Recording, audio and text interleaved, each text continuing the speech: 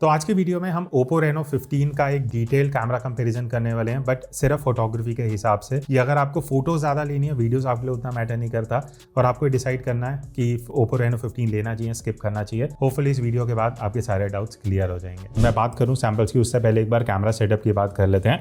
पीछे की तरफ आपको 3 कैमरा मिलते हैं, primary, ultra wide and telephoto. अब इसका प्राइमरी सेंसर आपको 50 मेगापिक्सल का मिलता है f1.8 अपर्चर के साथ, और 50 मेगापिक्सल का ही टेलीफोटो कैमरा है जहाँ पे 3.5x ऑप्टिकल जूम है, 80 mm का एंगल ऑफ व्यू मिलता है, और सिर्फ 8 मेगापिक्सल का अल्ट्रा वाइड एंगल कैमरा है जो 1/4 इंच सेंसर के साथ आता है, which is actually very small. But आगे की तरफ सेल्फी कैमरा आपको 50 मेगापिक्सल का f2 के साथ मिलता है। तो सबसे पहले बात करते हैं फोटोज की, जहाँ पे प्राइमरी कैमरा अगर आप यूज करने वाले हो तो पहली चीज मुझे कलर्स काफी इंप्रेसिव लगे, बिकॉज जिन सिचुएशंस में हमने फोटो ली है वहाँ वाइब्रेंस भी थी, अच्छे कलर्स भी थे, स्काई भी बढ़िया दिख रहा था, ग्रीनरी भी थी। इन सबको कंसिडर करते हुए आप जो फोटोज देखोगे, एक तो काफ़ी एक्यूरेट कलर्स हैं, बहुत ज़्यादा वाइब्रेंस नहीं है तो देखने में अच्छे लगते हैं।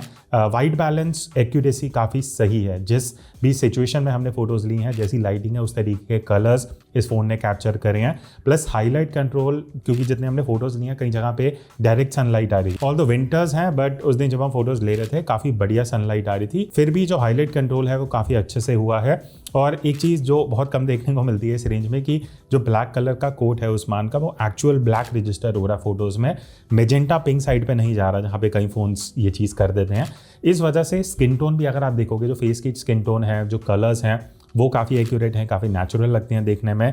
तो क्या कोई ड्रॉबैक है? मुझे एक चीज़ लगी, वो है बैकलाइट में हमने जितने फोटोज़ लिए वहाँ पे डायनामिक रेंज मुझे पर्सनली उतना बढ़िया नहीं लगा। जो सब्जेक्ट है फोरग्राउंड में वो डार्क हो जाता है। हाँ, हाईलाइट्स अच्छी हैं, स्काई को ये बढ़िया एकदम कंट्रोल करके रखता है, बट जब सब्जेक्ट ही प्रॉपर्ली एक्सपोज नहीं है तो ठीक है, लैंडस्केप के हिसाब से इट इज़ गुड, बट अगर आप ह्यूमन सब्जेक्ट वाली फोटोज़ बैकलाइट में लोगे तो वहाँ पे फोन स्ट्रगल करता है। बाकी डायरेक्ट सनलाइट में बहुत बढ़िया कंट्रोल है, शार्पनेस अच्छी है, डिटेल बढ़िया है, और एक कंसिस्टेंट कैमरा फोन है। लो लाइट की अगर मैं बात करूं, अगर आप शाम को या रात को कुछ ऐसी फोटोज लेने वाले हो, शार्पनेस काफ़ी अच्छी है, नॉइज़ बहुत अच्छे से कंट्रोल कर लेता है, एंड मुझे पर्सनली कलर्स काफ़ी सही लगे, बिकॉज लो लाइट में कई बार फोन्स ना कलर्स को थोड़े म्यूट कर देते हैं, वैसा नहीं है।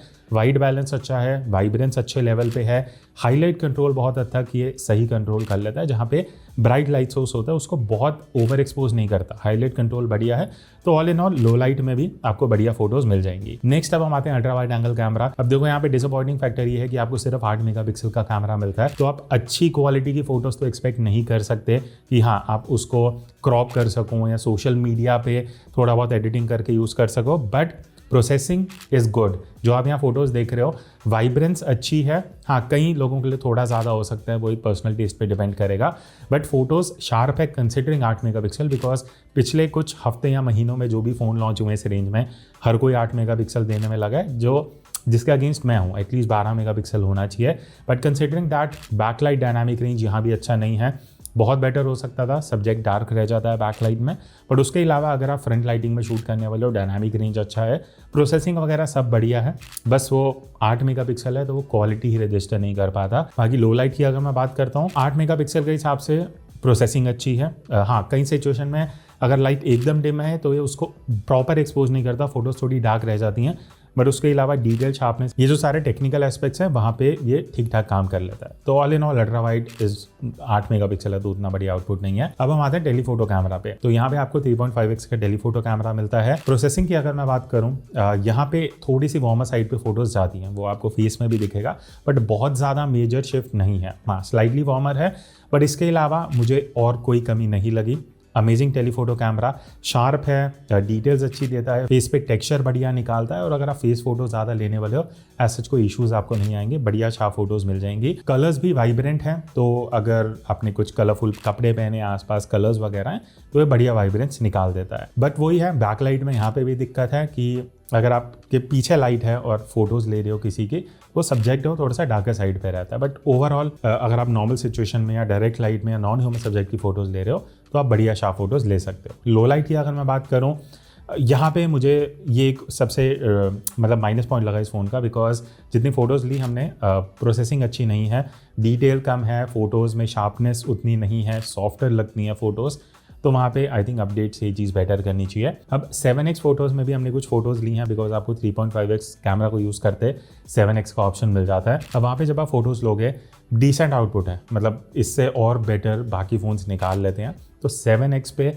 आप उससे ओकेजनली फ़ोटो लेना तो ले सकते हो, बट आप अच्छी क्वालिटी सोशल मीडिया रेडी वाला आउटपुट उतना बढ़िया आपको नहीं मिलेगा, टू बी ऑनेस्ट। बाकी बात रही सेल्फी की, तो सेल्फी में आप अल्ट्रा वाइड फोटोज भी ले सकते हो, 1x में भी ले सकते हो। कलर्स वाइब्रेंट हैं जो आप यहाँ फोटोज में देख सकते हो, जैसे मेरी जैकेट है वो बढ़िया कलर्स निकल के आ रहे हैं, सब कुछ अच्छा है। बस मुझे ऐसा लगा कि स्पेशली बैकलाइट में थोड़ा कॉन्ट्रास्ट हायर साइड पे चले जाता है, जहाँ पे फेस पे आपको थोड़ा हायर कॉन्ट्रास्ट देखेगा। अगर आपके लिए वो चीज़ें मैटर नहीं करती देन आप बढ़िया सेल्फी निकाल सकते हो। बाकी पोर्ट्रेट सेल्फी का भी ऑप्शन है, अच्छा है, एज डिटेक्शन अच्छा है, बालों को आप यहाँ पे देख सकते हो, बहुत आर्टिफिशियल ब्लर नहीं ऐड कर रहा, यूजेबल फोटोज़ हैं। पोर्ट्रेट मोड में भी जब आप सेल्फी लेते हो प्रोसेसिंग अच्छी है, और अल्ट्रा वाइड में भी आप पोर्ट्रेट मोड यूज़ कर सकते हो। बाकी लास्ट में बात रही मैक्रो मोड की, तो डेडिकेटेड कोई मैक्रो मोड नहीं है, बट अगर आप क्लोजअप जाके फोटोज़ लेना चाहते हो, पहले अगर मैं 3.5x की बात करूँ, अगर आप ज़्यादा क्लोजअप जाते हो तो लेफ्ट में आपको ये फ्लावर आइकन दिख जाएगा which is for macro, but यहाँ पे आपका प्राइमरी सेंसर यूज़ होता है। तो 3.5x को आप क्लोजअप फोटोज़ के लिए यूज़ नहीं कर पाओगे, 1x क्रॉप होगा। 1x पे अगर आप क्लोजअप जाते हो तो वहाँ पे अगर मैक्रो मोड एक्टिवेट होता है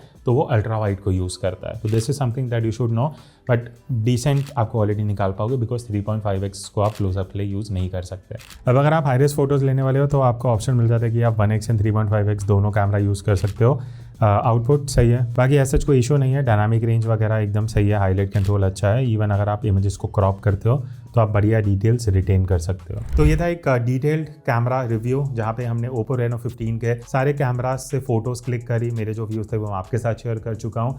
बाकी आपको क्या लगता है, would you buy this phone या आप स्किप करोगे? Do comment and let me know. बाकी अगर आप इसका वीडियो परफॉर्मेंस या पोर्ट्रेट मोड स्पेसिफिकली देखना चाहते हो, वो दोनों वीडियो के जो कार्ड्स हैं आपको यहाँ पे साइड में दिख जाएंगे।